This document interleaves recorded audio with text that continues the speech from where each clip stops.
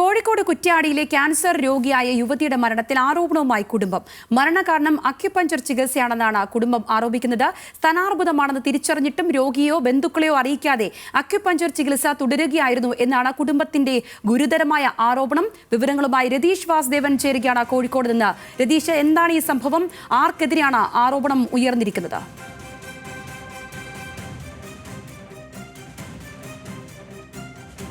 Acupuncture ചികിത്സാ കേന്ദ്രത്തിനെതിരെയാണ് ഇപ്പോൾ ബന്ധുക്കൾ ഉൾപ്പെടെ ആക്ഷേപവുമായി രംഗത്തെത്തിയിട്ടുള്ളത്.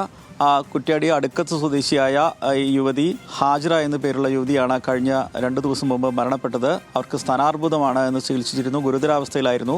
അങ്ങനെയാണ് മരണം സംഭവിച്ചത്.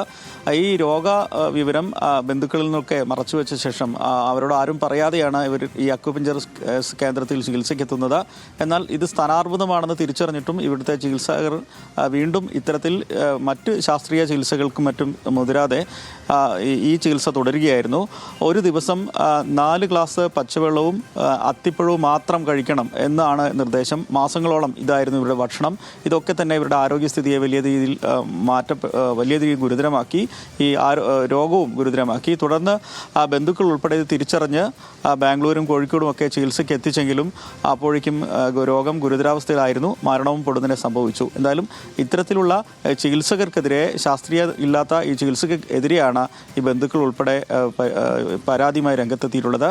തങ്ങളിത് അറിഞ്ഞില്ല, ഗുരുതരാവസ്ഥയിൽ എത്തിയപ്പോഴാണ് അറിഞ്ഞത്. ഇത്തരം ചികിത്സ നടത്തുന്നുണ്ടെന്ന് ഈ ഹാജിറയും ബന്ധുക്കളോട് പറഞ്ഞിരുന്നില്ല. അങ്ങനെ ഈ ഗുരുതരാവസ്ഥയിലെത്തി വലിയ തരത്തിൽ അവശത ആയപ്പോഴാണ് കൂടുതൽ വിവരങ്ങൾ ബന്ധുക്കൾ ഉൾപ്പെടെ ചോദിക്കുന്നത്. അങ്ങനെയാണ് ഇത് പുറത്തറിയുന്നത്. എന്തായാലും പരാതിയുമായി ആരോഗ്യവകുപ്പ് മന്ത്രിക്കും പരാതി നൽകാനാണ് ഇപ്പോൾ ബന്ധുക്കൾ തീരുമാനിച്ചിട്ടുള്ളത്. സ്ഥലം MP ഷാഫി പറമ്പിലിനും ഇത് സംബന്ധിച്ച് പരാതി ഇന്ന് നൽകിക്കഴിഞ്ഞു. വലിയ രീതിയിൽ പ്രതിഷേധവുമായി രംഗത്താണ് ബന്ധുക്കളും പ്രദേശത്തെ നാട്ടുകാരുൾപ്പെടെ. ഇത്തരം ശാസ്ത്രീയതയില്ലാത്ത ചികിത്സാ രീതിക്കെതിരെ വലിയ പ്രതിഷേധവുമായി രംഗത്തെത്തിയിട്ടുണ്ട്. എന്തായാലും മറ്റ് നടപടികളിലേക്ക് കുടുംബം കടക്കുകയാണ് ഈ ഘട്ടത്തിൽ. സംഗീത. ശരി രതീഷ്.